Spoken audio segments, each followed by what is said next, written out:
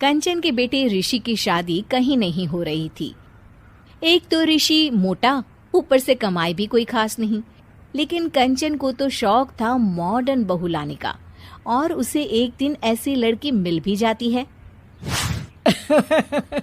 हमें तो आपका ऋषि बहुत पसंद है, लेकिन मैं आपको साफ साफ बता देती हूँ, मेरी बेटी के शौक थोड़े से अलग है बहन जी। अरे बहन, हमें सब पसंद है। आपकी प्रियंका जैसी लड़की की तलाश मुझे कब से थी। जींस पहनकर अंग्रेजी में गिटर पिटर बोला करे। अरे बहन, जरा सुन तो लो, मेरी बेटी के शौक क्या क्या है। अरे नहीं नहीं बहन, बस लड़की को देख लिया तो सब कुछ देख लिया।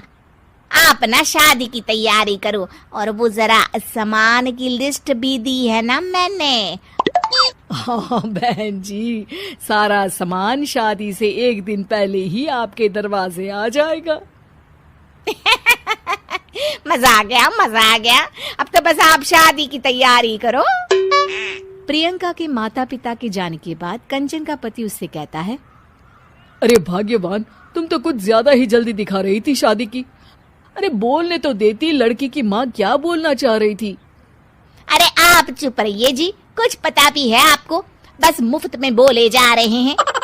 मेरी दोस्त शशि की बहू देखी, लंबी पतली और पढ़ी लिखी, हजारों में कमाई और संस्कारी भी।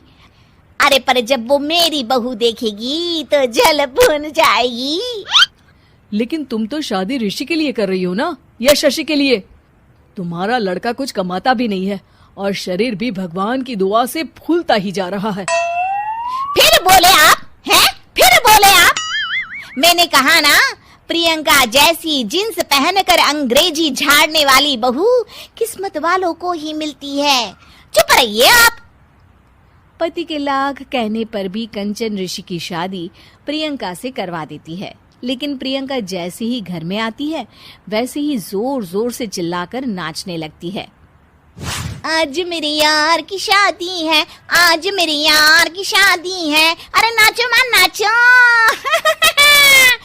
आज मेरे यार की शादी है। कंचन, उसका पति और ऋषि ये देखकर हैरान रह जाते हैं।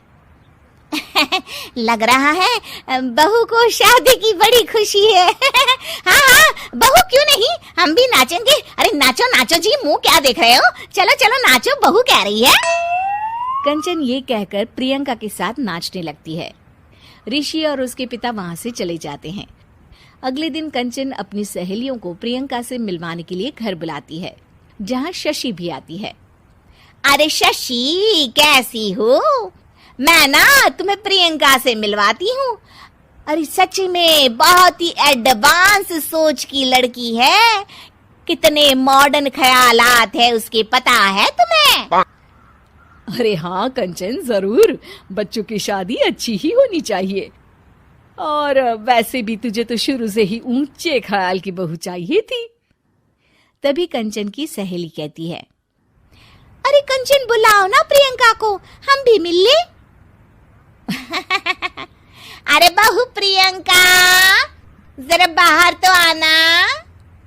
कई बार आवाज देने के बाद भी प्रियंका बाहर नहीं आती है, तो कंचन को बुरा लग जाता है। वो उसे लेकर बाहर आती है, लेकिन ये क्या, प्रियंका लड़खड़ाती हुई बाहर आती है और उसके हाथ में शराब की बोतल होती है।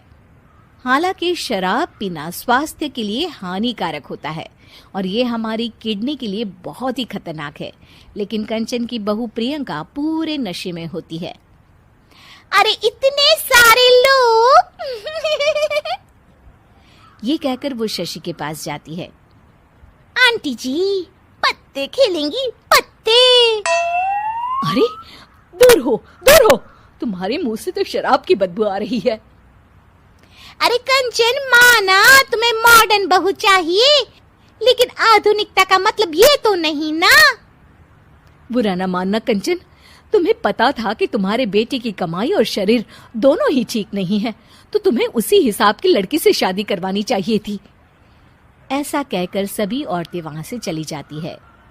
तभी प्रियंका की माँ कंचन के घर आती है।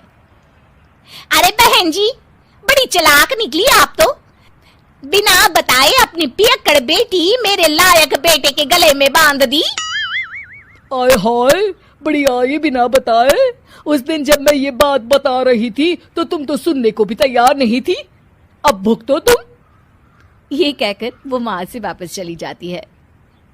सबके जाने के बाद कंचन अपना सर पकड़ लेती है।